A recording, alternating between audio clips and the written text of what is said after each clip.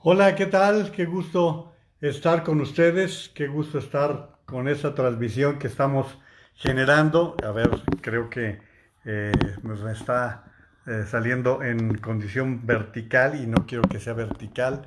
Bueno, vamos a ver si podemos corregir esto. Ahí estamos, ¿no?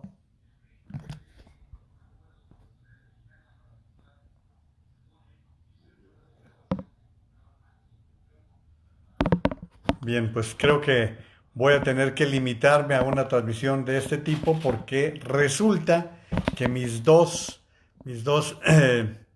internets, uno de Infinitum, tiene días ya fallando. Y el otro, el de Megacable, pues alguien trozó la fibra y me ha generado todo un conflicto. Pero a mí no me gusta transmitir así de vertical y sin embargo así me está obligando el teléfono para poder hacerlo. No sé, como no creen que soy el genio de las comunicaciones, pues voy a tener que seguir en estas condiciones. Bueno, pues total, muchísimas gracias por estar en esta participación. Dime si se ve bien, Maru, o mejor hacemos algún ajuste para que las cosas se transmitan correctamente. Ah, aquí ya estoy derecho. No, pues derecho sí estaba, pero lo que sucede es que me estaba tratando de adaptar a la transmisión correcta, pero bueno, pues total, así está. Así es como estamos tratando de hacerlo de la manera más correcta posible. Bien, pues hoy creo que hay dos temas que son bien importantes que los tratemos de abordar. Uno es lo relativo a la llegada de Emilio Lozoya, quien llega producto de una extradición. Y bueno, pues esto que nos está indicando particularmente lo que va a suceder con respecto al expresidente Peña Nieto. Esto va a ser una de las razones más importantes que... me dice que así está bien. Bueno, pues así está bien. Así le seguimos.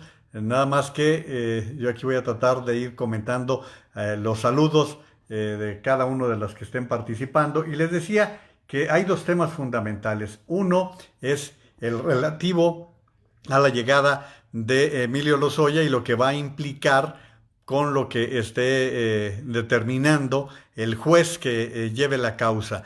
Emilio Lozoya estaba preso en España y allí se especuló mucho cómo se podría dar la extradición. Finalmente él mismo acepta ser extraditado a México y empiezan a trascender cosas como que tiene algunos videos en los cuales puede incriminar a personajes, legisladores del pasado, que tendrían una vinculación con la reforma energética en la que se asegura se les dio dinero. Eso es lo que se ha comentado, pero pues vamos a ver en qué circunstancias. ¿Por qué quiero tratar ese tema? Bueno, fundamentalmente porque aquí está de por medio el nombre del expresidente Enrique Peña Nieto y vamos a ver bajo qué circunstancias ocurre todo esto. Pero voy a empezar saludando Lourdes Barragán, muchas gracias.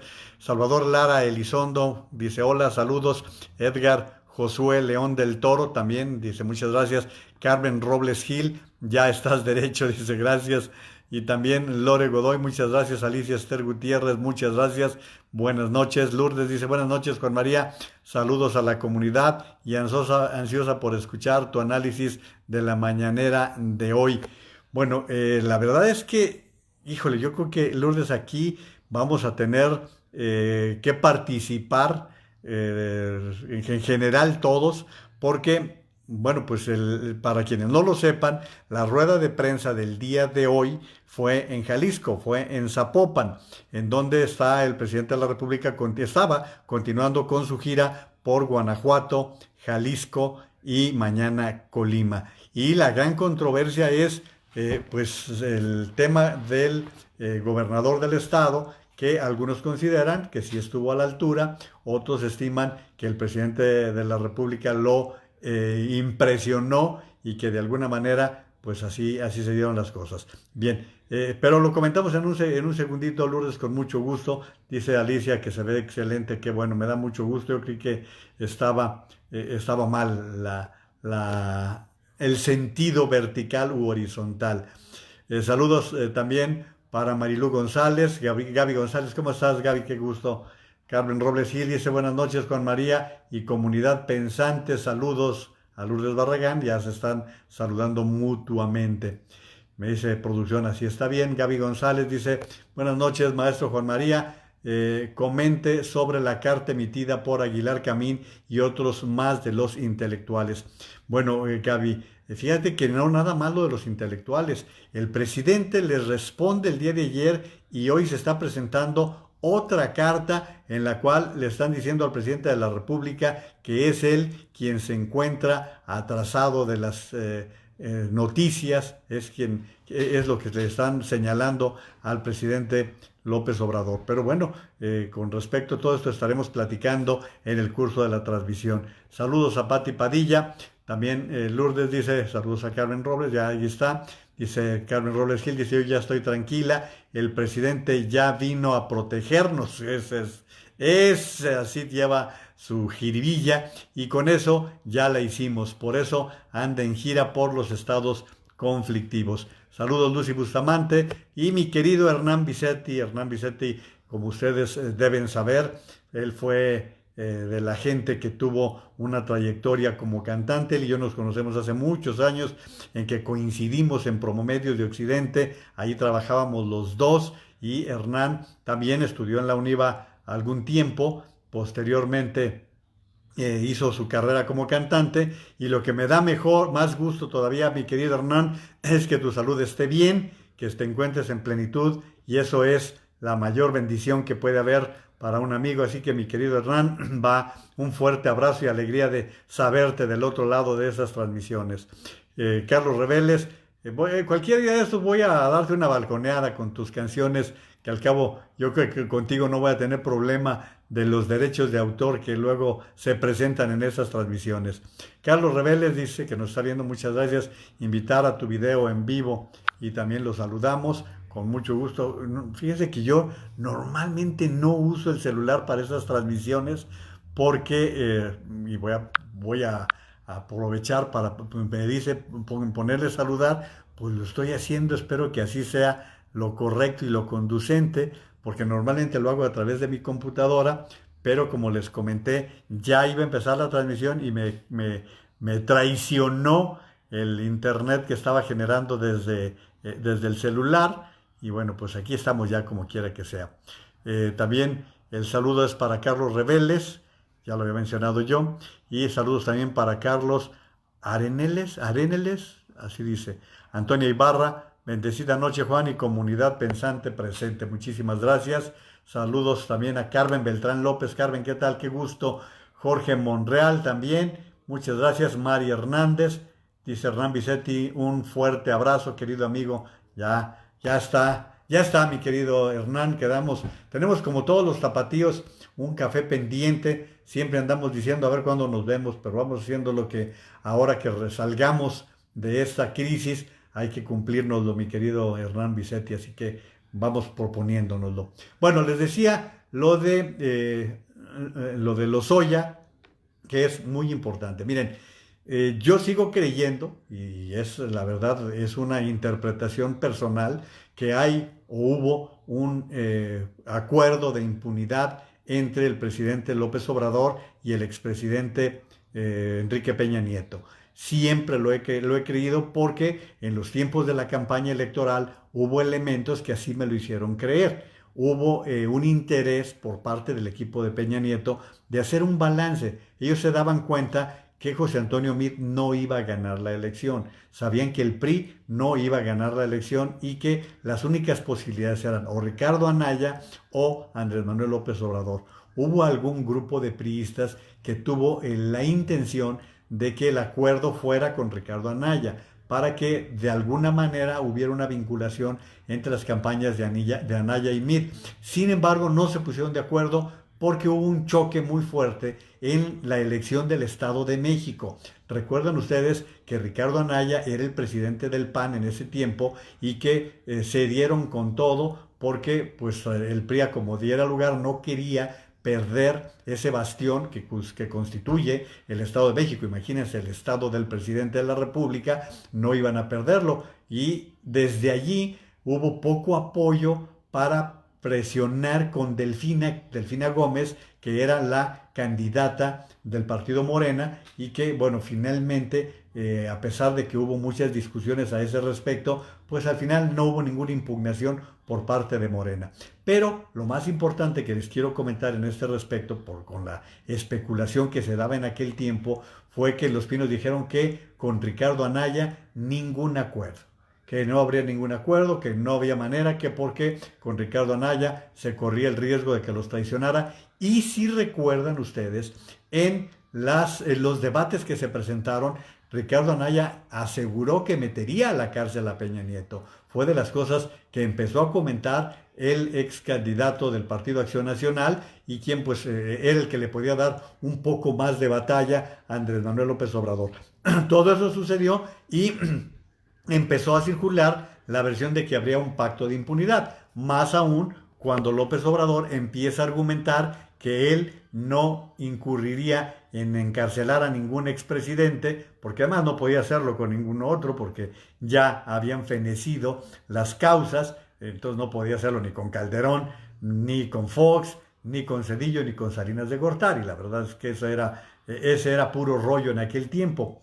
Bueno, pero se habló mucho de ese tema, de un pacto de impunidad. De hecho, gente como Jorge Castañeda, que estuvo muy cerca de la campaña de Anaya, él siempre ha asegurado que hubo un acuerdo entre las dos partes para que hubiera una tranquilidad por parte del equipo de Peña Nieto. Incluso se aseguraba que la negociación la había emprendido el entonces canciller.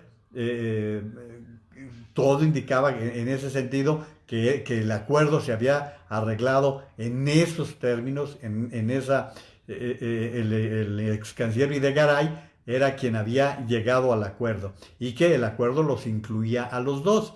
Ustedes han visto lo que ha pasado, no necesito darles la historia de lo que ha sucedido en estos tiempos con respecto a lo que se refiere a la vinculación del presidente López Obrador con el pasado reciente. Normalmente se salta al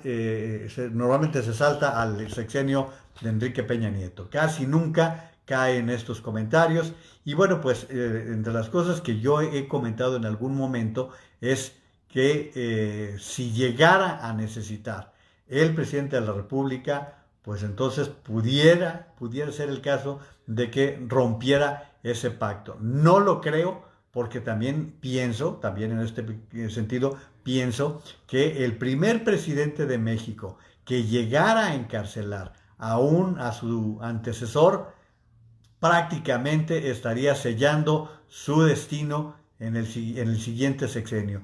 No lo creo, por eso yo veo muy difícil, porque además puede resultar el caso de que Lozoya traiga mucha información según él, pero que a la hora de la verdad no se sostenga, porque una cosa son las acusaciones, otra puede ser la realidad de que esas acusaciones incluyan elementos suficientes para poderlos enjuiciar. Yo hoy leí el artículo de Raimundo Riva Palacio, quien considera que sí van por Peña Nieto. Yo la verdad no lo creo, sigo pensando que habrá un respeto en ese terreno, pero pues todo esto va encaminado a la elección del próximo año. Vean ustedes cómo los temas se han venido ya acercando a la elección del año venidero. Eso es lo que ya está sucediendo. ¿Por qué? Pues que el presidente de la República quiere mantener el control de la Cámara de Diputados, que es parte de lo que se va a jugar el próximo año.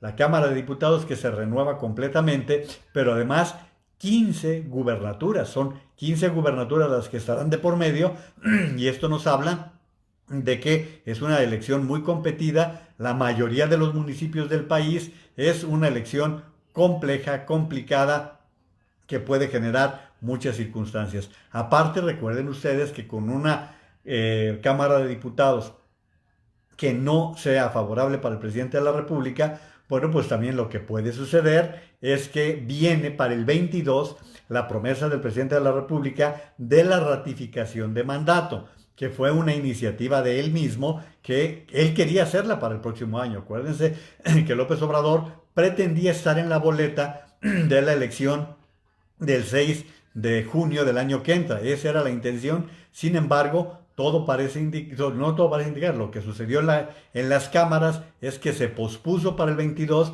para que no se complementara, no se contaminara, mejor dicho, con la elección legislativa y con la elección de las gubernaturas. Por esa razón, la propuesta, la iniciativa del presidente de la República para la ratificación de mandato que va a determinar si los mexicanos queremos que siga gobernando o si se retira. Todo esto son especulaciones meramente que se están presentando porque en este momento ya está en vuelo Emilio Lozoya Austin, quien va a ser llevado a alguna prisión. En cuanto arribe a México, se calcula que en las próximas horas estará llegando este avión que fue para concretar la extradición.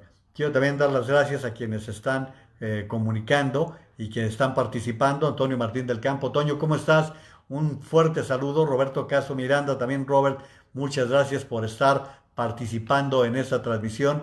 Lourdes Barragán, AMLO no sabe de lealtades, conoce muy bien la traición. Muchos saludos, Joe Martínez, gracias por estar también participando. Pero pues la verdad, en este caso tiene que ser muy calculado. Yo la verdad que pensar en que se dé una posible encarcelamiento del expresidente Peña Nieto yo lo veo muy lejos, lo veo muy complicado, porque insisto, pudiera haber incluso señalamientos. A ver, vamos por partes, ¿no? En el caso de Lozoya, se le va a acusar fundamentalmente por el caso Odebrecht. ¿En qué consiste el caso Odebrecht? Bueno, recuerden que el caso Odebrecht particularmente consiste en el señalamiento de la propia constructora brasileña. Odebrecht es una de las principales constructoras en el mundo con sede en Brasil. Y en algún momento, Marcelo Odebrecht, el presidente, el CEO de Odebrecht, reveló cómo habían estado entregando dinero, habían estado extorsionando prácticamente a todos los gobiernos del continente, les habían dado dinero y bueno, pues los únicos dos países que no hicieron investigaciones con el caso Odebrecht fueron Venezuela y México.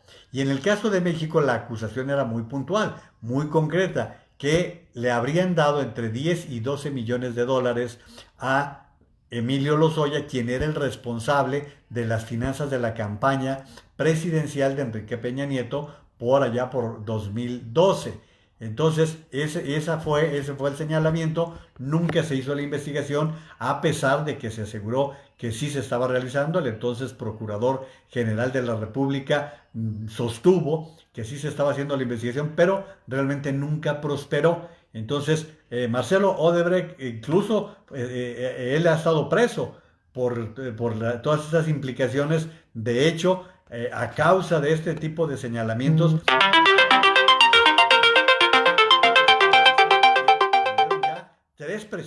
ha habido tres presidentes en este lapso y ha sido uno de las situaciones que han vivido países en donde se ha hecho un trabajo serio en esta materia. Entonces, por lo tanto, el asunto vinculado con Odebrecht es quizás el central en el que van a tratar de investigar a Emilio Lozoya. El siguiente tema será, sin duda alguna, la compra-venta de la empresa Agronitrogenados, que aquí hay una gran controversia. Emilio Lozoya siempre ha sostenido que esta empresa se compró de oportunidad, que se pagó a muy buen precio, pero otras personas aseguran que realmente se compró una empresa que estaba quebrada, que no tenía ningún funcionamiento, y será el segundo gran tema. Pero el tercer gran tema también será cómo se manejaron en Petróleos Mexicanos. Hasta antes de este asunto de la extradición, estaba el tema de Pemex muy callado, pero se produce una negociación en la cual queda implícita la posibilidad de que sea un testigo colaborador, no un testigo protegido. Aquí no se trata de un testigo protegido, más bien se trata de un testigo colaborador de acuerdo a lo que se ha señalado en las leyes mexicanas. Y entonces lo que mucha gente dice que incluso Emilio Lozoya pudiera quedar en libertad si llega a presentar pruebas que lleguen a incriminar a otras personas y que él por ese tipo de méritos pueda alcanzar o negociar su libertad. Vamos a seguir hablando de este tema. Dice también muchas gracias a Lalo Catalán. Gracias, doctor, por estarte comunicando. Memo Ortega, hace ratito estaba viendo que tu hijo Guillermo Ortega Rense, creo que se apellida, estaba en vivo hace un ratito hablando de robots y cosas de ese tipo. Así que un saludo a la familia, mi querido Memo Ortega Ruiz, un periodista al cual estimamos bastante. Juan Carlos Camacho dice, ¿qué tal, Juan María? Muy buenas noches. Dice, ¿cómo viste a la periodista que hoy puso en jaque al Faro con la pregunta que le hizo sobre lo que él dijo en aquella manifestación por lo ocurrido con Giovanni? Considero que la respuesta del gobernador no fue de lo más afortunado. Bueno, acuérdense ustedes que en este caso, para responder a lo que dice Juan Carlos, hoy por la mañana les decía, se celebró la mañanera en Zapopan, Jalisco. Y dentro de las cosas, ya saben que las que están en primera fila de las conferencias le preguntan directamente lo que quiere el jefe de comunicación de la Presidencia de la República. En el caso del gobernador, respondió que entregarán al gobierno federal toda la información vinculada con el caso de Giovanni. Creo, Juan Carlos, que el gobernador la libró porque llevó sus temas.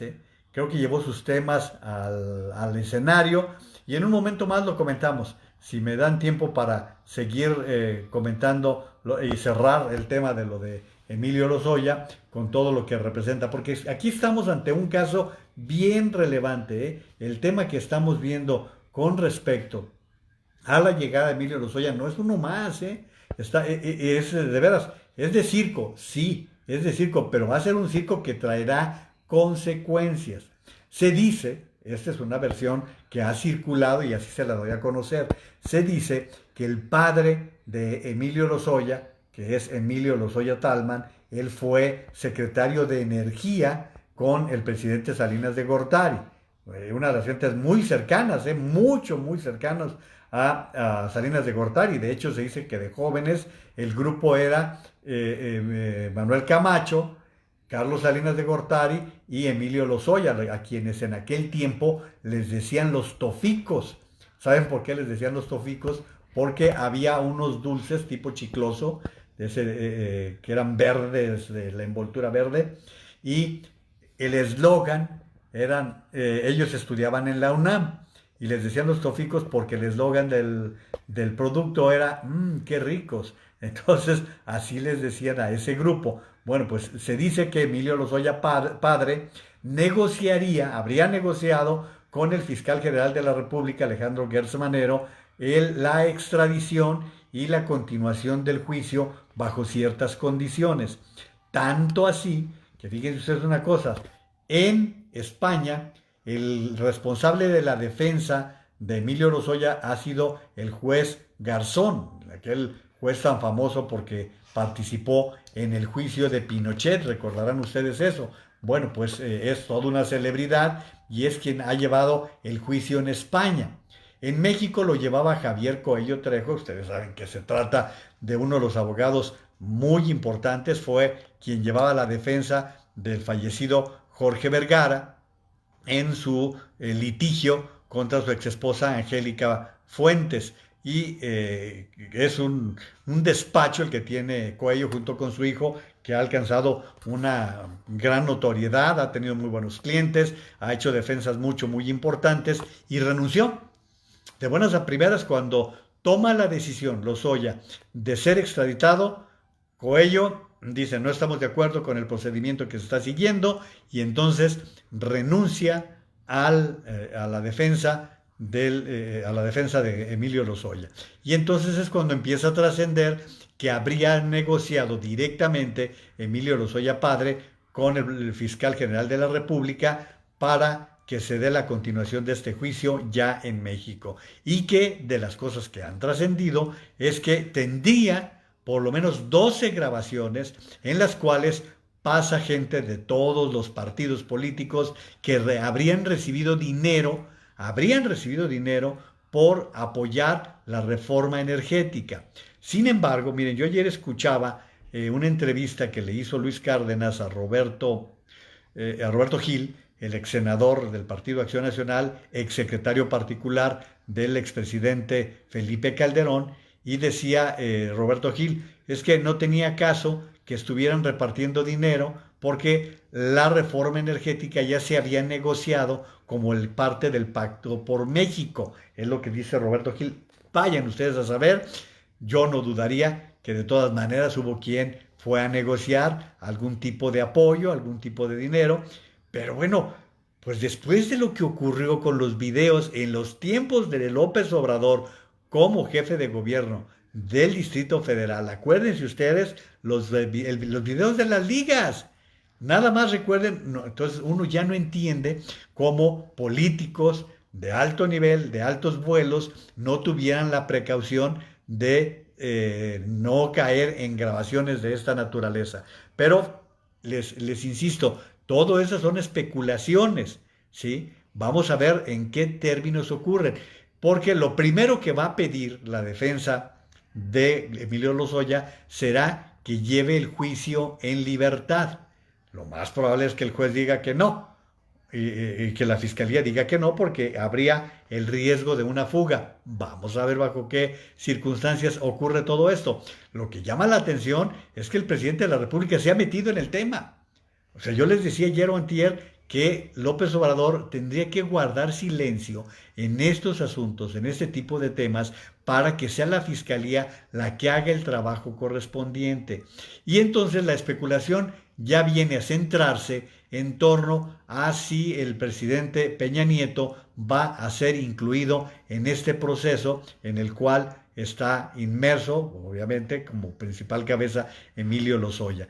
Yo, insisto, yo lo veo difícil. A mí me parece que va a ser complicado que llegue a hacer eso, pero me gustaría saber sus puntos de vista. ¿Ustedes qué opinan? ¿Qué es lo que creen? ¿Cómo lo van a ver? Ya Lourdes nos daba su opinión acerca de todo esto y bueno, pues me gustaría saber qué es lo que ustedes opinan. Le quiero dar las gracias al maestro Gabino Cárdenas Olivares. ¿Cómo estás, Gabino? Gracias por estar en la transmisión. Nacho Ramos, qué bueno que de repente te desbalagas por acá. Mi estimado Nacho, muchas gracias. También gracias a José Rafael Cárdenas. Saludos, Mónica Piñera. ¿Cómo estás, Moni? Gracias por tu asiduidad.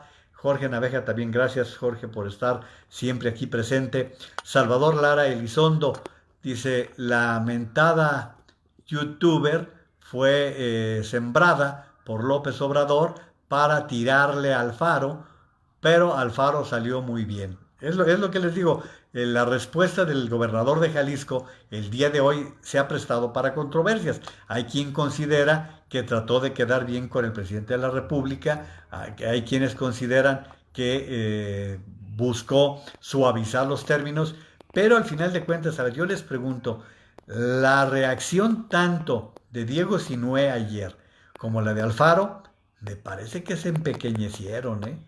Creo que para alguien que ya estaba siendo mencionado como un aspirante, una posibilidad a la presidencia de la República, como Enrique Alfaro, hoy se le vio demasiado cercano. A lo mejor él buscaba verse conciliador y terminar con el problema que se generó con las marchas y manifestaciones. Vamos a ver. Esa es mi impresión, pero vamos escuchando, vamos viendo otras opiniones. Saludos, Gloria Macías, dice Gabino Cárdenas, dice, soy escéptico acerca de que de que proceda en contra de quienes señale Lozoya. En este país sigue y seguirá la impunidad. me duele que sea así. ¿Qué opinas, Juan María? Yo también creo lo mismo.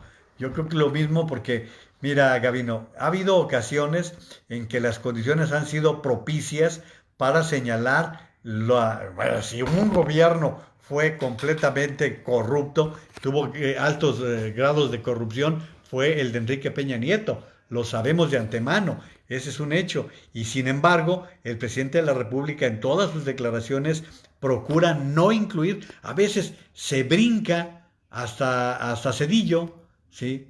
O sea, él se va directo contra Calderón. No tengo duda, fíjense, eso sí, eso lo pensaba yo. No tengo la menor duda de que si él hubiera ganado la del 12 y estuviéramos en circunstancias como ahora, allí sí creo que López Obrador se hubiera ido contra Calderón porque su inquina, su odio contra el expresidente Calderón es manifiesto, es muy, muy claro cómo el presidente Calderón no está en el buen ánimo del presidente de la República. Pero en el caso de Peña Nieto, pues todo pinta para eso. Y recuerden ustedes que también el propio López Obrador, cuando ocurrió lo de la toma de posesión, estuvo señalando que él no iría en contra de los expresidentes a menos que el pueblo lo hiciera. Pues el pueblo no lo puede hacer, eso o lo hace. Y sí, Gavino, tienes razón, la impunidad sigue siendo uno de nuestros grandes males. La corrupción y por tanto también la impunidad sigue siendo de los males que nos está costando mucho trabajo superar. También Lourdes Barragán, aquí me lo pusieron en azulito y no veo, dice, fue demasiado obvio, dice, se supone que son periodistas serios, pero es un verdadero show. No, pero Lourdes, hay varios que son patiños, hay varios que participan en las ruedas de prensa y que están puestos ahí para preguntar lo que se les ordene. Saludos, Miguel Ángel Morales, también Gustavo Jiménez, muchas gracias. Juan Carlos Camacho, desde mi punto de vista, dijo un par de palabras que ni venían al caso en esta situación. ¿Qué estimo? Dice, hablando de su sentir hacia López Obrador, no encuentro el motivo para que dijera eso. Sí, la verdad es que hubo un momento en que dijo que él le guardaba mucha estima al presidente de la República, pues mal haría, porque acuérdense que Enrique Alfaro era priista y él salta al PRD cuando López Obrador estaba muy fuerte en las filas del PRD, hicieron campaña juntos. Hay muchos antecedentes y después López Obrador, en plena campaña, recuerden ustedes que cuando vino a apoyar la campaña de Morena, lo tildó de traidor, que era un político traidor y le dijo cada lindeza, que no sé si ustedes la recuerdan, pero yo sí me acuerdo. Dice Juan Carlos, además, dice, no tenía caso que dijera eso si sabemos que esto no es verdad. Saludos René Vázquez, también a Salvador Naveja, Lucy Bustamante, Alicia Esther. Yo creo que es un distractor únicamente. Muchos saludos a Herminia Ramírez, también a Carlos Guillermo Smite. Muchas gracias por estarse presentando en esta transmisión. Se les agradece mucho. Bueno, nos va a dar mucha tela de dónde cortar este asunto que se está presentando con la llegada de Lozoya, pero yo les quería dar este panorama con respecto a las versiones que señalan que ahora sí van contra el presidente de la República. Yo insisto, lo veo muy complicado, lo veo complejo. Y aquí vamos a la vinculación que tendrían los desplegados que se han presentado. El día de ayer sí lo comentamos, acuérdense que yo les comentaba el desplegado en el cual había un grupo de intelectuales señalando que era importantísimo defender la democracia, que en este gobierno se han golpeado los órganos de equilibrio y que era fundamental que se diera una coalición pensando en las elecciones del año venidero con el propósito de que no se quede la Cámara de Diputados en manos de Morena. Recuerden también que les comentaba que hay una sobrerepresentación, que es lo que criticaban, una de las cosas que criticaban los intelectuales, la sobrerepresentación que existe en la Cámara de Diputados. Miren, Morena obtuvo el 40% de los escaños para la Cámara de Diputados, pero con los votos o con el apoyo de los partidos satélites alcanza hasta un 60%. Esto se llama sobrerepresentación, que no es anticonstitucional. Sin embargo, así se la han pasado porque de alguna manera juegan. Vean de hecho qué están tratando de hacer. Están buscando pasarle elementos al Partido del Trabajo con el propósito de que no se cumpla el acuerdo de que el PRI sería el que tomaría la presidencia de la Cámara de la mesa directiva el próximo año, y que sea el PT quien lo tenga, y por eso le han estado pasando legisladores de Morena o del PES para que puedan llegar a ese paso. Pero ya estamos viendo que para el próximo año la coalición de Morena ya tiene bajo su apoyo, bajo su férula, al Partido Verde, al PT y al PES. En lo que queda del PES, vamos a ver qué partidos quedan también con registro. Nada más, o sea, el de Felipe Calderón y Margarita Zavala, aunque llegase a tener el registro, no pueden ir en coalición. Los partidos nuevos tendrán que ir buscando ratificar su presencia con sus propios votos, ¿sí? No va a ser posible que hagan, probablemente puedan hacer algún tipo de acuerdo, pero de entrada no, los partidos nuevos no están en esa condición. Por eso los propios intelectuales estaban sugiriendo que se diera una unión entre PRI, PAN, Movimiento Ciudadano y PRD. El único que hasta ahora no ha aceptado es Movimiento Ciudadano, porque dijo que querían hacer un análisis y que pretenderían ir por su propia cuenta. Aquí tenemos que ver qué tan real es esto y qué tantas posibilidades existen de que Movimiento Ciudadano, al tiempo que vaya por su propia cuenta, tenga un arreglo con el partido del presidente. Por allí también se pudiera dar. Entonces es lo que están buscando los intelectuales, tratar de convencer que haya una gran alianza para que la Cámara de Diputados no esté como ahorita en manos del partido del presidente de la República. Entonces así se van vinculando las cosas. Ya estamos prácticamente en la campaña, pensando en la elección del próximo año, con todas las implicaciones que va a tener.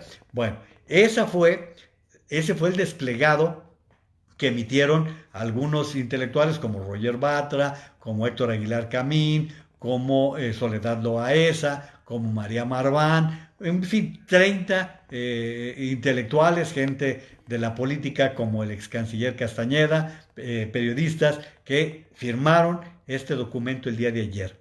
El presidente de la República, yo se lo comenté ayer, ya por la noche, contestó y puso bendito coraje. Así lo tituló el presidente de la República para responderles, y a su mismo estilo, al estilo de todos las siempre, al estilo de siempre, al estilo López Obrador, lo que hizo fue decir que son personajes que no se resignan a vivir fuera de los presupuestos, fuera de los beneficios, a tolerar y a solapar la corrupción. No da pruebas, simple da señalamientos, y el presidente de la República se les fue con todo. Extrañamente, yo les comentaba ayer, puso como prueba del equilibrio de poderes el asunto de la extradición de Emilio Lozoya, que no tiene nada que ver, no tiene absolutamente nada que ver. Y hoy otro grupo de periodistas, de gente también intelectuales, entre ellos lo que alcancé a ver muy de pasada está, por ejemplo, Tere Vale, y otros como Marco Levario, gente que estuvo señalándole en un nuevo desplegado al presidente de la República que quien está viviendo en el pasado es él. Es quien que es quien realmente se quedó atorado en otros tiempos. Eso es lo que hoy le contesta repito, otro desplegado que se está dando en este tiempo. Por eso les digo que están dándose ya prácticamente abiertas las hostilidades con miras a la elección del próximo año. Voy con algunos de sus comentarios. Gracias, René Vázquez, ya le había comentado. Elvira Quintero Nambu dice: entre más va López Obrador contra Calderón, más creo que Calderón es el menos malo de todos los últimos presidentes, y realmente representa un peligro serio para López Obrador, es lo que dice Elvira Quintero. Pati Padilla Escobar dice, hola Juan María, ¿qué opinas de la licencia de la senadora Vanessa Rubio? Fíjate, Pati, que a mí también me llamó mucho la atención. A ver, les doy detalles. Vanessa Rubio es una gente muy vinculada con José Antonio Meade. Ella fue subsecretaria de Relaciones Exteriores cuando Meade fue canciller. Posteriormente fue subsecretaria en Hacienda cuando Meade pasó a Hacienda. Entonces, ella es una gente de una buena trayectoria y fue designada para el Senado por el PRI. Ella es actualmente senadora por el PRI. A mí me llama mucho la atención porque la verdad, yo a Vanessa Rubio la tengo como una gente inteligente, una mujer brillante, una mujer bien preparada y llama la atención que sin deberla ni temerla y de repente pide licencia. Y obviamente todo esto se va enmarcando en el asunto del traslado de Lozoya. Y hay quien dice que empezó a especular que estaba tratando de ponerse en un lugar en donde no pudiera ser vinculada. Yo no sé si en las grabaciones de Lozoya está incluida Vanessa Rubio, pero hoy ella anuncia que solicita licencia al Senado de la República para irse a Inglaterra, en donde piensa tener actividades académicas y también aspira a la consultoría. Me parece extraño, me parece extraño porque ella tiene posición para 6 años. Ella no deja el cargo el próximo año, ella como senadora está hasta el 24. Sí, Pati, creo que deja muchas razones para preguntarse los porqués, ¿no? No sé, me da la impresión de que hay una cierta razón para dudar de lo que está pasando con esta senadora, que insisto, yo tengo una buena impresión de Vanessa Rubio como gente bien preparada, como gente que conoce y que estaba además bien perfilada en el PRI. Pero, a ver, ¿el PRI qué es lo que va a pasar? Porque el PRI está con este tipo de detenciones, van directamente en contra del PRI. Y si ya estaba convertido en un partido chiquito y ya estaba más alineado con todos los movimientos de Morena, pues yo creo que hasta están corriendo el riesgo de desaparecer cuando yo tengo la impresión de que el PRI tiene condiciones para competir en algunas gubernaturas el próximo año. Por ejemplo, en Nuevo León, yo creo que el PRI puede tener algún resultado positivo, Sonora también, pero pues se está presentando todo esto que está deteriorando directamente al PRI. El PRI está en la lona y hemos visto cómo algunas votaciones han servido para que se acomoden a Morena y eso lo vamos a observar. Pero lo que sí podemos ver es cómo se están moviendo estas fichas, como la de la senadora Vanessa Rubio, y ya los estaremos viendo también de acuerdo a lo que cante Emilio Lozoya, nos va a dar pie para todo esto. Fíjense cómo la grilla va a estar, pero de veras a todo lo que da en los próximos meses, y pues creo que nos vamos a divertir, ¿eh? Creo que nos vamos a divertir en lo que viene con la política y con lo que está pasando. Muchos saludos a Eunice Contreras, Raúl Miranda, a Eddie María Robledo Núñez, muchas gracias por estar participando. Claudia Gabriela Rodríguez Castellanos también dice buenas noches maestro y buenas noches a todos. También buenas noches a Juan F. Macías, gracias por estarse haciendo presentes en la transmisión del día de hoy.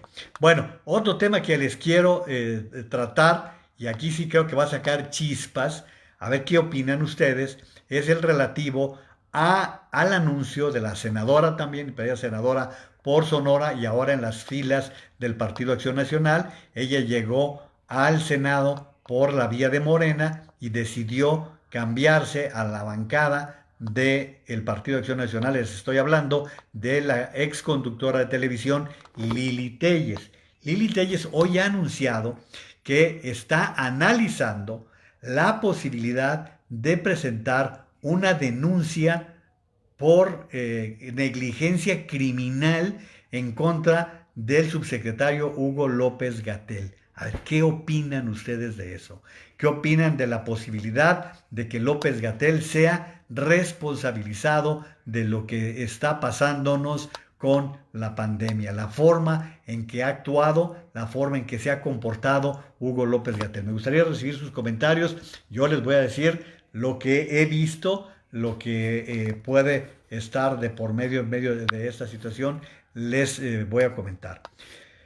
Sí puede haber elementos suficientes para llevarlo a un juicio, ¿eh?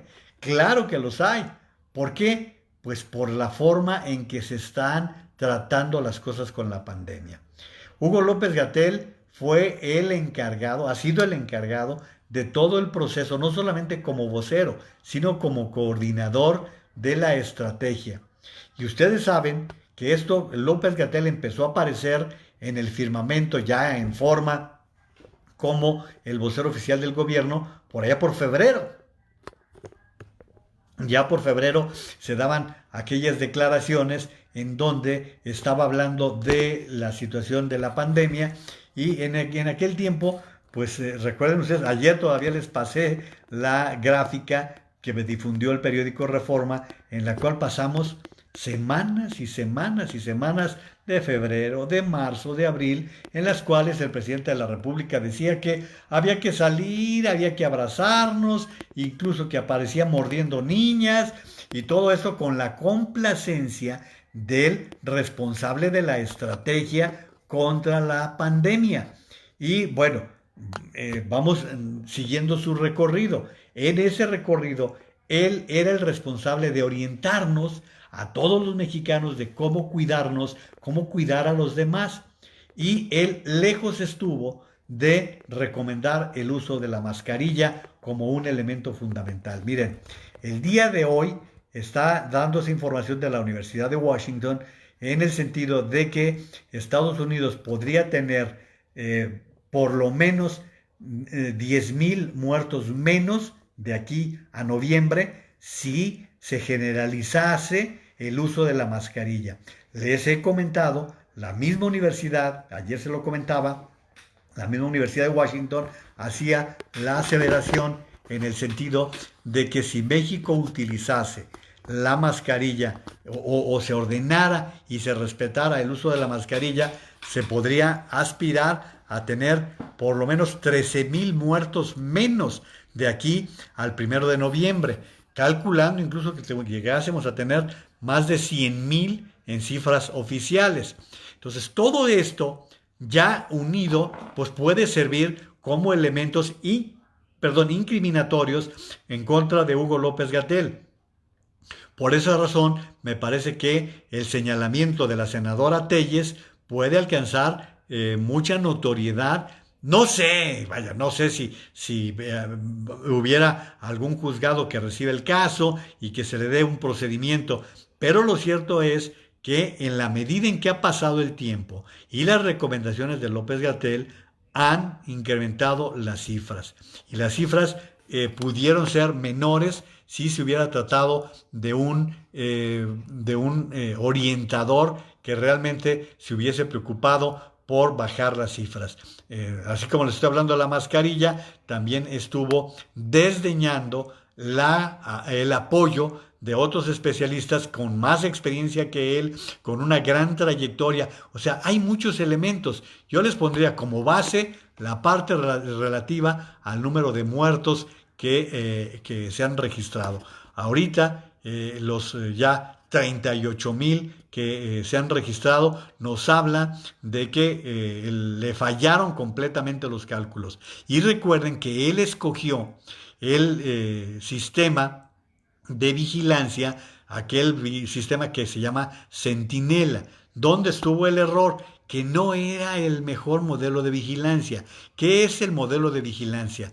Es la fórmula que se utiliza para dar seguimiento a los casos y que México está en los últimos lugares de todo el mundo que han realizado pruebas, cuando la Organización Mundial de la Salud lo que más recomendó fue la realización de pruebas, pruebas, pruebas. Recuerdan que ese era prácticamente un mantra que estaban utilizando en la Organización Mundial de la Salud, y aquí se ignoró olímpicamente. Entonces, ellos se concentraron. Ellos, estoy hablando de López-Gatell y López Obrador, se concentraron en decir: tenemos suficientes camas, no queremos saturar los hospitales, y sin embargo, pues fueron allí enfrentándose incluso a los gobernadores. Vimos cómo la propia jefa de gobierno de la Ciudad de México se fue por la libre. De plano, Claudia Sheinbaum lo que terminó haciendo fue buscando sus propios científicos, hizo su propio grupo de trabajo,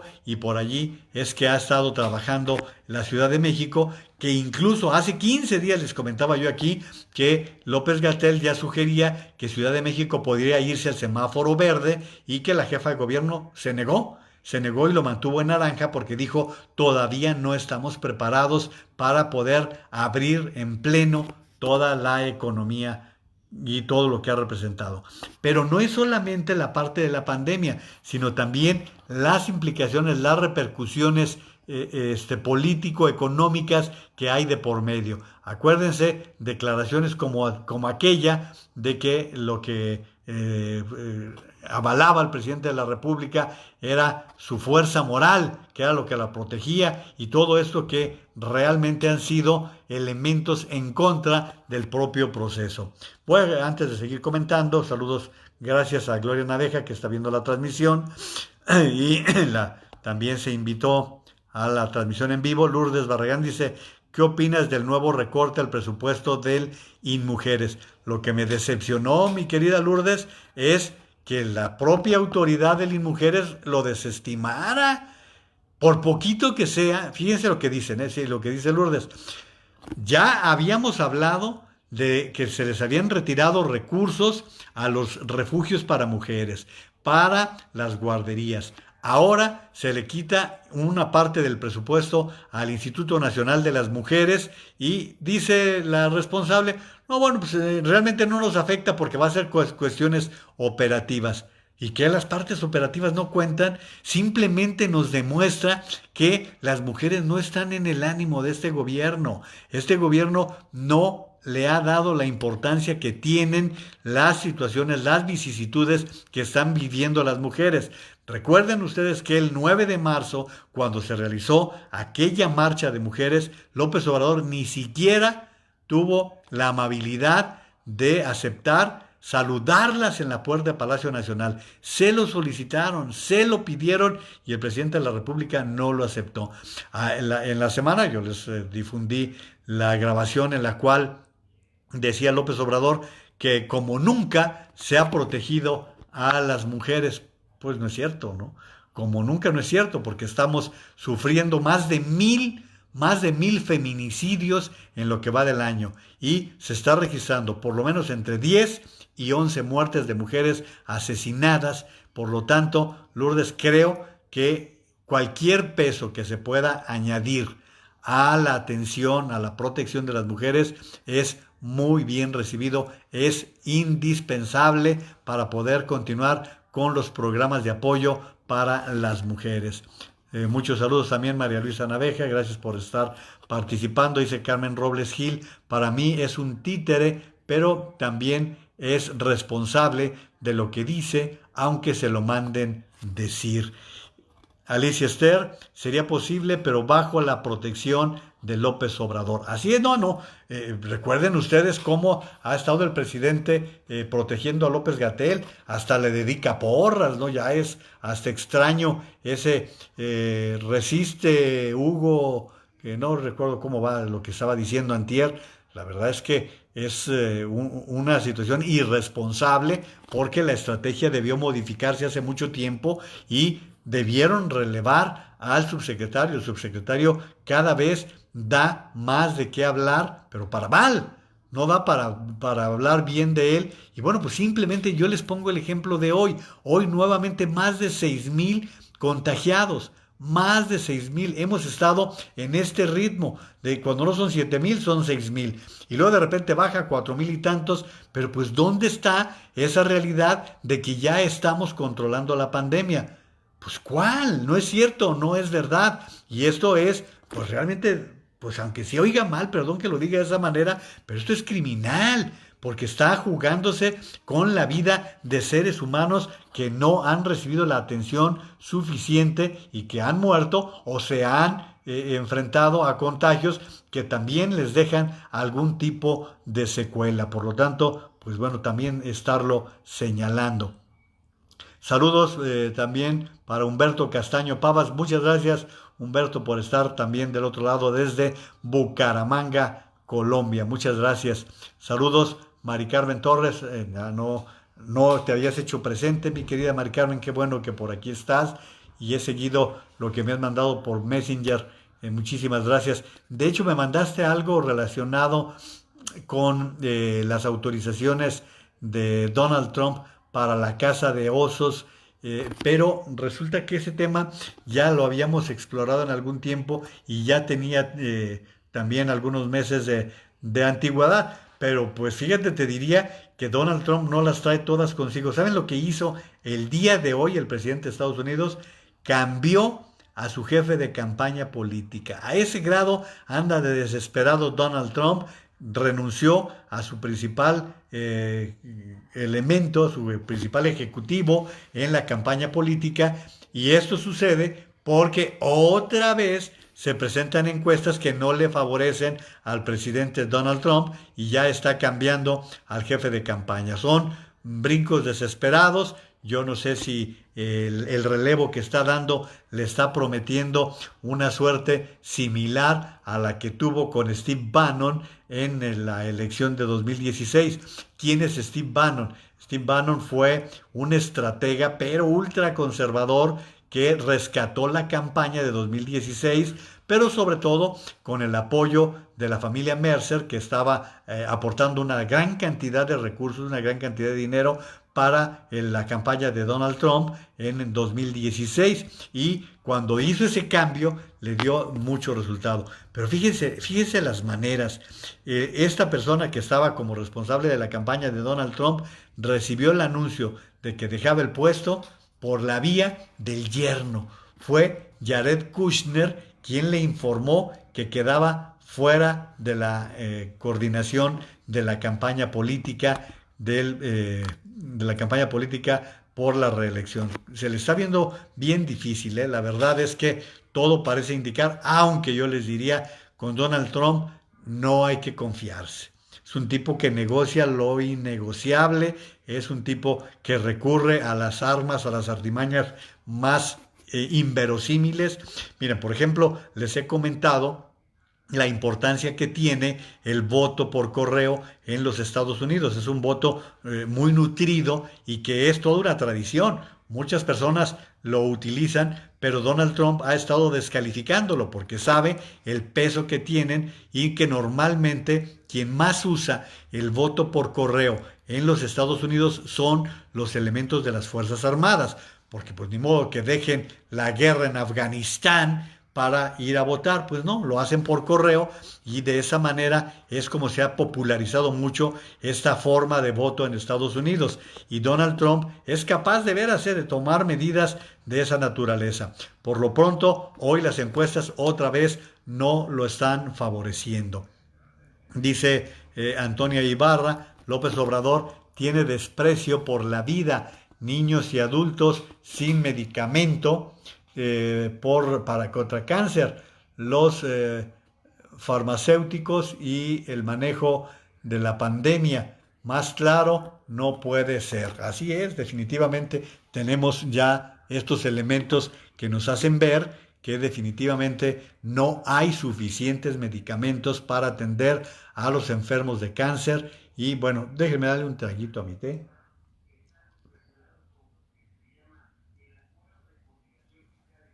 Bueno, muchas gracias. Les decía, el desabasto que ayer el presidente de la República anunció que se tomaba la decisión de empezar compras, licitaciones con laboratorios extranjeros, lo cual es un golpe a la economía, es un golpe directo a la economía nacional. Y miren, el día de hoy hay otros dos pronósticos que hablan de lo difícil que va a ser para la economía mexicana lo que resta del año y los años por venir. Hoy Bancomer calculó que pudiera ser hasta del 12% la caída de la economía nacional frente a lo que está pasando por cómo están calculando las formas que están viendo los especialistas. Y también hoy los directivos de la ANTAD, la Asociación de Tiendas Departamentales, que reúne pues, a la mayor parte del comercio del país, están también estimando que la caída de la economía podría ser hasta de 2 dígitos. Así lo están estableciendo y no, bueno, pues no hay la verdad motivos para creer que la economía va a tener un buen cierre de año. No hay suficientes, y con las implicaciones que eso tiene para el largo plazo, porque ahorita podemos hablar de que va a ser menor el decrecimiento en el tercero y cuarto trimestre, pero ya en el balance general la caída de la economía va a ser bastante fuerte. Ya les he explicado que lo que representa una caída del 10%, nada más si fuera del 10%, es la pérdida que tiene la economía, que tiene nuestro dinero en el largo plazo, y lo que están considerando los especialistas es que de tener un buen comportamiento la economía mexicana en los próximos años, la situación que teníamos en 2018 la vamos a recuperar en el 2025. Por eso les doy todos estos elementos que van vinculados con lo que está pasando con la pandemia. ¿Por qué? Porque a causa de la pandemia se han cerrado los trabajos, se han cerrado las fábricas, ha habido un sinfín de situaciones complicadas, complejas, que pues han generado ¿qué? Desempleo, cierre de empresas, que eso es lo que estamos viviendo. Muchos saludos a Esperanza Romero. Ayer te mencionaba por aquí, Esperanza, porque leí un texto de tu compañero y mi amigo Pedro Mellado, tu compañero de conducción en Radio Metrópoli, así que va el saludo a Esperanza Romero. También saludos para Salvador Gómez Limón, que también se está haciendo presente en la transmisión del día de hoy.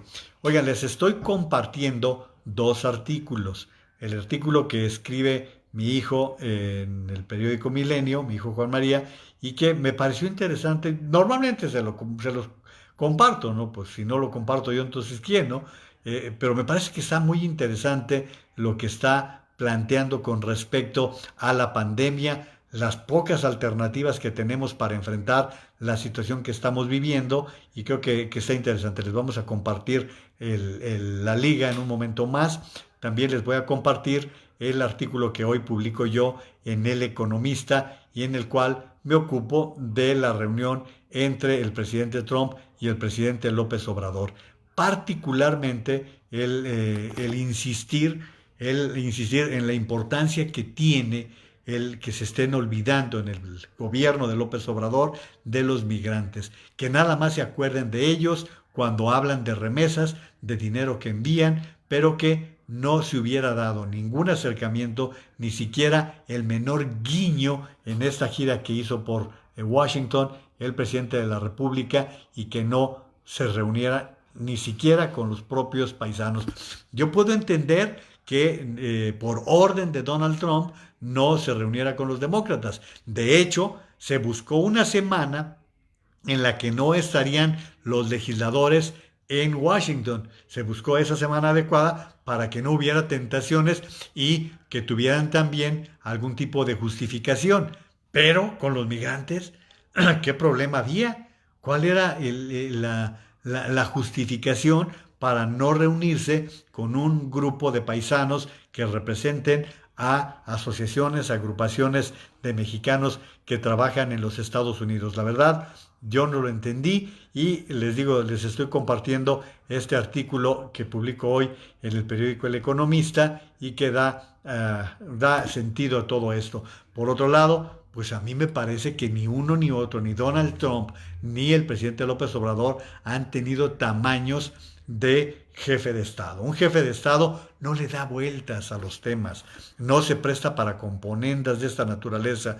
Creo, y lo creo realmente, que fue más jefe de Estado Justin Trudeau, estando ausente, que los dos presidentes que sí se reunieron en la Casa Blanca. Me parece que hay suficientes elementos para creerlo y ojalá tuviésemos un jefe de Estado, que es lo que necesita México en este momento, pero con un presidente que no tiene la visión de poder encarar las cosas para poder evitar una crisis como la que se está incubando en México, pues ya nos habla de que no hay los tamaños adecuados para eso. Muchos saludos a Tere Orozco Ramírez, muchas gracias, dice buenas noches a todos.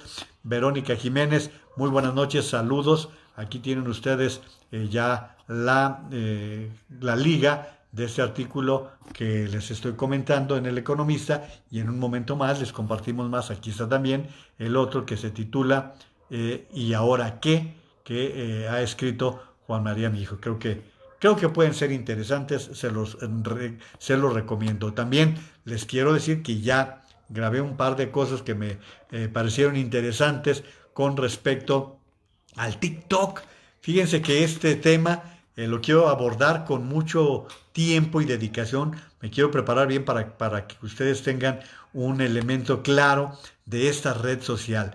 Para quienes no saben, quienes son como yo nuevos en esta red social del TikTok, que ya nos hemos incluso reído aquí en las transmisiones de esa grabación que hizo la diputada de Puebla, que usó el pleno de la Cámara de Diputados para hacer un TikTok y que después salió llorando por las fuertes críticas que recibió. El TikTok es una nueva red social que nació en China. Nació en China y mucha gente lo que viene diciendo es que tienen la capacidad de ir absorbiendo información suficiente de cada uno de los que van afiliándose, de los que van entrando o se van incorporando a esta red social. Pero yo en este caso les pregunto, y pues toda la información que le damos a Facebook y toda la información que le damos a Twitter, sí, yo no confío mucho en los chinos, ¿eh? Los chinos son muy especiales, pero aquí tendríamos que vincular este desarrollo de esta red social TikTok con lo que está pasando con el 5G. El 5G que es la tecnología en la cual China está dominando prácticamente en el mundo a través de una empresa que es Huawei. Huawei, que ustedes saben, en Estados Unidos ha sido muy hostilizada, no ha sido del agrado de las autoridades y que inclusive les han dicho que no van a compartirles el sistema operativo de Microsoft. Eso es lo que, entre las cosas que se han venido presentando. Pero sí, Huawei hoy en día es la potencia de potencias en materia de 5G, porque es la que ha desarrollado de tal manera el sistema de redes que es la única empresa, fíjense, es la única empresa que puede dar servicios de punta a punta, desde que nace el servicio hasta que llega al consumidor final. Y esto no lo tiene ninguna de las telefónicas en el mundo. En días pasados, bueno, en semanas pasadas, Huawei firmó acuerdos con España a través de Vodafone para poder dar ese servicio de 5G. ¿Qué consiste la 5G? La 5G es el Internet de las cosas. Las otras, el 1G, el 2G, el 3G, el 4G, nos vinculaban a los seres humanos o nos comunicaban a los seres humanos. Ahora, con este sistema del 5G, es para poder apoyarnos en todas las actividades, desde prender la luz desde el celular hasta ver el refrigerador, qué es lo que tiene y qué no tiene. Es decir, vamos a poder disponer de una capacidad impresionante. Por ejemplo, con el 4G lo que logramos fue sistemas como lo que estamos haciendo ahorita, que podamos hacer en vivos, que podamos hacer programas, porque se facilitó ese sistema. Ahora con el 5G, imagínense, calculan que en 1 kilómetro se puede dar servicio hasta a 1 millón de celulares, que obviamente no caben en un kilómetro. Pero bueno, este tema lo vamos a abordar con mucha calma porque creo que es de todo interés. Hoy los muchachos están utilizando este sistema, lo están utilizando muchísimo. A ver, miren, por ejemplo, dice Jimena que siempre cuando una aplicación comienza a ser muy usada, dicen que roba información, pero en realidad nadie roba información. Nosotros damos el permiso para que nosotros damos el permiso para que nuestra información sea utilizada. A ver, es que aquí no me está funcionando este. Aquí está. Porque nosotros damos la información para que sea usada, pero nunca nos enteramos porque nunca leemos los términos y condiciones. Eres sabia, Jimena. Tienes toda la razón. Lo que pasa en este caso es que recuerden ustedes que vamos dando de acuerdo, de acuerdo, de acuerdo, de acuerdo y no leemos. Y si llegáramos a leer, pues entonces no entramos al servicio, ¿no? No quedamos en eso. Pero yo les pondría, por ejemplo, ¿cuántas veces les ha sucedido que compran ustedes un producto X, el que quieran, un teléfono, ropa, a los minutos les llegan a su correo electrónico, a su Facebook, ofertas de ese producto que acaban de comprar? ¿Por qué? Porque los bancos de datos así se comparten. Así están las redes sociales hoy en día. Yo a veces me he sorprendido que digo, pues si apenas estoy pensando en comprar esto y ya me están llegando promociones. Digo, estoy exagerando, no estoy exagerando, pero la verdad es que así está el sistema en la actualidad. Dice Ross Blue, si no le interesan los niños con cáncer, me imagino que a López Obrador, y también a López Gatell, porque acuérdense que López Gatell es el que ha dicho que es mentira lo de la falta de medicamentos. Dice Ross Blue, dice, si no le interesan los niños con cáncer y todo lo que está pasando en México, feminicidios y delincuencia a todo lo que da, menos se va a fijar en nuestros compatriotas migrantes. Sabias palabras de Ross Blue, eso es lo que está pasando con respecto a muchas personas. Tristemente, a mí de veras que me saca de mis cabales, por así usar el término, el que no se esté suministrando los medicamentos que necesitan los niños que padecen de cáncer. ¿Por qué? Porque son carísimos. Si no hay ese suministro de medicamentos, pues la verdad es que no podemos aspirar a que estos niños puedan tener una cura, puedan ser atendidos como debe ser. Esto no tiene nombre, de verdad no tiene nombre. Tienen 2 años, 2 años tienen sin poder atinar al suministro suficiente y adecuado de medicamentos. Y por el contrario, en lugar de haberse arreglado con los laboratorios que producían buenos medicamentos, que ya tenían las patentes adecuadas para poder atender la demanda que existía, ¿por qué se meten a grillas? ¿Por qué se metieron a grillas estériles? ¿A poco prefieren que laboratorios extranjeros lleguen a ocupar? ¿Saben lo que va a pasar?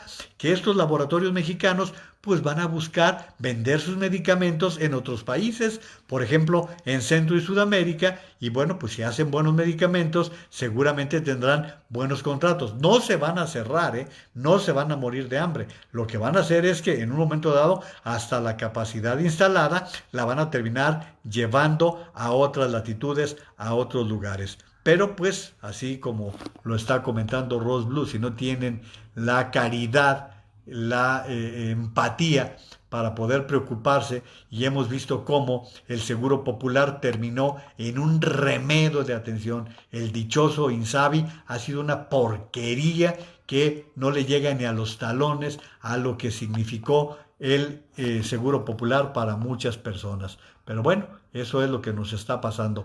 Muchos saludos a Tete Audrey. Muchas gracias, Tete, por estarte reportando. Dice Raúl Miranda, a veces los navegadores con una sola búsqueda que hagas de un producto empiezan a llegar ofertas relacionadas. Son programas que se instalan con el mismo navegador. Y como Raúl es alguien que sí sabe de este asunto, bueno, pues así se lo estoy pasando y sí, así de rápido es que nos detectan para podernos vender cosas. Si ustedes supieran las que pasé hoy para poder estar en comunicación con ustedes, la verdad es que dirían, este está loco, de veras. pero bendito Dios, estamos llegando al final de la transmisión en tiempo y forma. Les juro que creí que iba a llegar como a la mitad, porque pues normalmente transmito con la comodidad de la cámara, de la computadora, y como mis dos sistemas de internet están caídos, pues no quedó otra más de que estar en la temblorina que han estado viendo ustedes a través de mi teléfono celular. Muchísimas gracias. Recuerden que estamos en tiempos de dengue. Recuerden la importancia de evitar los encharcamientos, que lo único que generan son criaderos de moscos. Por lo tanto, vamos evitando este tipo de situaciones que luego producen dengue. Ya ven que ayer nos decía Carla Aparicio que ella ya estaba con el dengue encima. Muchos saludos a Carla si por ahí nos estás escuchando todavía el día de hoy. Recuerden también la importancia de seguir combatiendo la pandemia. Entre todos podemos vencerla, entre todos podemos hacer acciones mucho más contundentes. ¿Cómo? Vamos usando la mascarilla. Si ya hay elementos suficientes, si ya nos están diciendo de todas partes que podemos ahorrar el número de muertos, no vaya a ser que uno de nosotros, no vaya a ser que uno de nuestros familiares, no vaya a ser que uno de nuestros amigos sea el que resulte contagiado y no la libre. ¿Por qué? Porque le llevamos contaminación, porque lo llevamos el podemos contraerlo en cualquier lugar. Por lo tanto, la mascarilla no es ningún sacrificio, no es ningún problema. Podemos usarla. Miren, les iba a pasar, lo guardo para mañana, un video que me mandaron de una mascarilla sensacional que traen los japoneses, que va a permitir hablar con claridad, es de plástico, pero ¿saben cuánto va a costar? $40. Va a costar $40 esta mascarilla, pero pues la verdad es que parece que es algo muy atractivo. Entonces vamos usando la mascarilla como una herramienta fundamental. Lavarnos las manos con agua y jabón, también tener toda la precaución de la sana distancia, de la distancia física, la distancia social. Es muy importante porque es lo que va permitiendo evitar los contagios. Y si cuidamos a los demás, nos cuidamos a nosotros mismos. Recuerden ustedes los síntomas que suelen sufrirse cuando uno se contagia de COVID-19. Dolores de cabeza intensos, dolores musculares, diarrea, pérdida del olfato, del gusto, problemas para respirar. Todo esto nos puede indicar que nos hemos contagiado. Por lo tanto, hablen con su médico para ver qué les recomienda, a ver qué es lo que deben hacer. Eso es lo más importante. No dejen que pase el tiempo. Acuérdense que ya ha habido celebridades. Acuérdense que les comenté cómo fue pasando el proceso de muerte del cantante Yoshio. ¿Se acuerdan que aquí lo comentamos, que su esposa nos decía que él no quería ir al hospital y que tardaron tiempo y bueno, pues finalmente le ganó la muerte tristemente? Y también, sí, yo entiendo que hay muchas personas que prefieren ser atendidos en casa a sufrir otro tipo de desgastes o acudir a un hospital en donde no van a ser atendidos. Lo entiendo perfectamente, por eso vamos tratando de evitar todo esto. Dice Carmen Robles Gil, pero lo importante es que estás, ¿no? Y lo hago con mucho gusto porque ustedes son bien jaladores, jaladoras y me permiten este tipo de confianzas. Muchísimas gracias. Alicia Esther Gutiérrez dice muy agradecida de verdad. Vero Jiménez, gracias, buenas noches. También Lourdes dice, Lourdes Barragán, gracias por tu esfuerzo. No, pues el esfuerzo es mutuo. El placer, nadie me lo quita de estar con ustedes en esta oportunidad y así lo estaremos haciendo mientras podamos continuar con esta serie de transmisiones. Lo importante es que existen vías y que no nos rajamos, ni ustedes ni yo. Acuérdense también de la vacunación. La vacunación contra la polio, contra el sarampión. Es bien importante que sean vacunados los niños contra el sarampión y contra la polio, que son enfermedades que ya habíamos superado. Vamos tratando de cuidar más a los niños en esta materia. Muchísimas gracias por haberme acompañado en la transmisión del día de hoy. Se lo agradezco de todo corazón y quienes van llegando ahora o quienes llegan después, se lo agradezco igualmente en la misma proporción. Y bueno, pues aquí nos estaremos viendo Por favor, cuídense mucho, que aquí estaremos todavía dando guerra. Hasta luego.